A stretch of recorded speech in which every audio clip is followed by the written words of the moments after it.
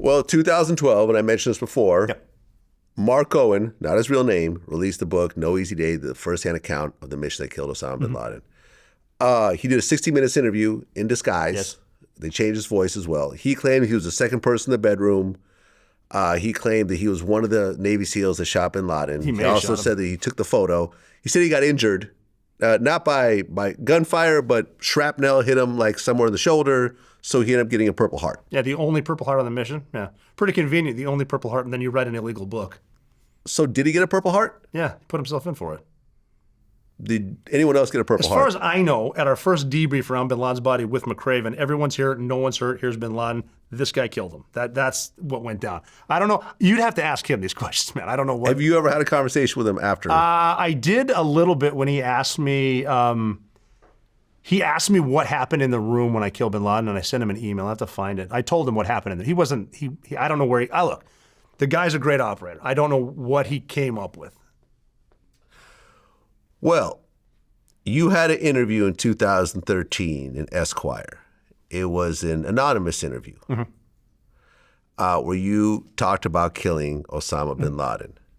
So then, in late 2014, your name was leaked by other former Special Forces personnel who were protesting his violation of a code of silence that forbids them from publicly taking credit for their actions. My violation. Yes. Yeah, cool. I just show me that code of silence and where I signed, and I will agree with you. There is no. Is there a code of silence?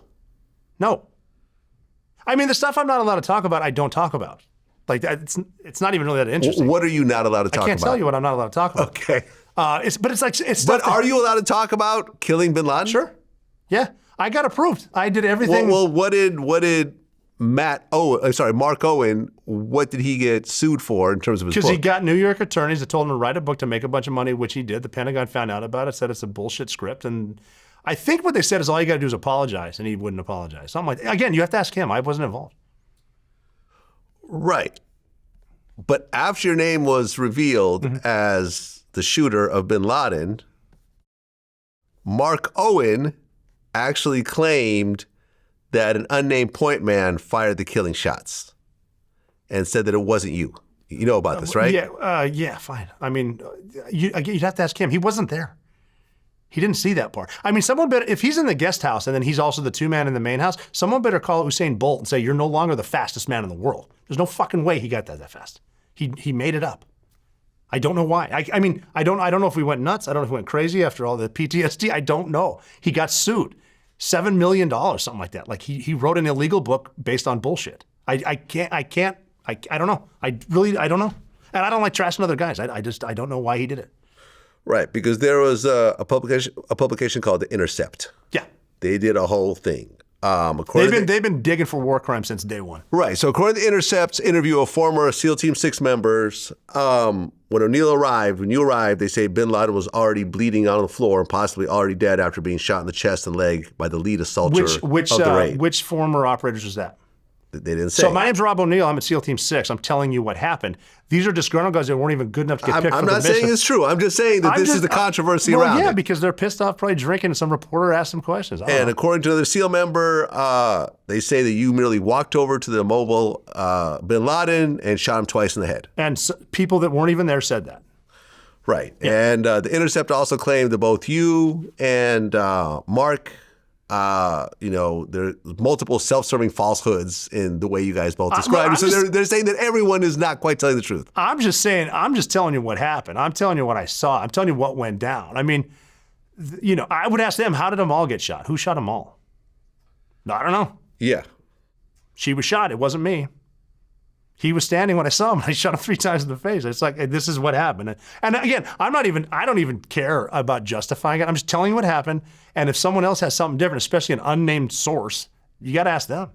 Well, a former commander of SEAL Team 6. Oh, a commander. So it means he's never been in a gunfight, an officer. Right. He said in an interview in 2014 that Robert had not played a singular role on either mission. And also said that O'Neill's specific role on any of these missions is irrelevant because everything we do is as a team. I've said that since day one also. I'm just telling you what I did nothing on that mission until the very end. That's it. Right. There's also a podcast called the Anti-Hero Podcast that did a whole thing on you claiming there's a bunch of inconsistencies in your stories. They're trying to get famous by bad-mouthing people who actually went to war. Yeah. I'm not the only one. I'm not the one's questioning you. I'm just telling you, I'm not upset if you about throw it. out a big story like this, there's going to be detractors. There's going to be people. You realize right now I could tweet that I love French toast, and someone would say, fuck you and fuck French toast. Right.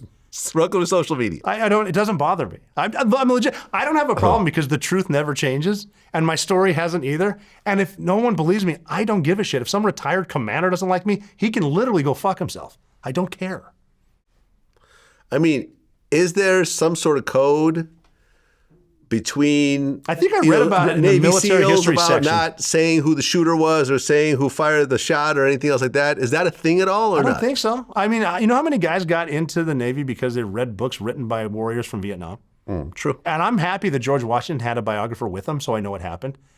And whatever, it's like I don't care. I'm just telling you what happened. You don't believe it? I'm not you. I'm saying if someone doesn't believe it, fine. And if people on the mission don't believe it, fine. And if anti-hero, I don't care. Well, I responded to them just because it was like amusing. I had to tweet at them like, you guys don't even know me. Who are you? Well, you're seen as a hero to Americans, but to people who were supporters of bin Laden, supporters of Al Qaeda and Hezbollah and Hamas, you're seen as a villain. Yeah. And there's actually a hit on your life? Yeah. I mean, that's why I'm so passionate about the election, because I don't want open borders, because I know what's coming. I'm prepared for them. I know who they are, and I've dealt with them before. Do you know if there's actually money on your head? No, I don't know. Okay. They're going to earn Any it, though. attempts of any sort? No, not yet. But I mean, they got to be right once, and it happens really fast. Okay. Is there a level of paranoia? Yes. Not paranoia, but it would be a lot easier to be one of the dudes I went to high school with who's sitting at home right now with not a lot of worries. I mean, I'm prepared for it. I have security in place. I have a lot of guns and knives and shit. So Yeah. Now, you can't get life insurance yeah, because ISIS. of the price on your head? yeah, Because of ISIS. yeah. I love those American companies too, man. We support the troops. Yeah, but do you? I need life insurance. You won't cover me. Yeah. But how do they prove there's actually money in your head? Well, I mean, they can look it up. There was that English chick that was a bride of ISIS that was yapping at me all the time. They've rolled up some dudes before, the FBI has, that were looking for me. I fought these guys before. I'm not afraid of them.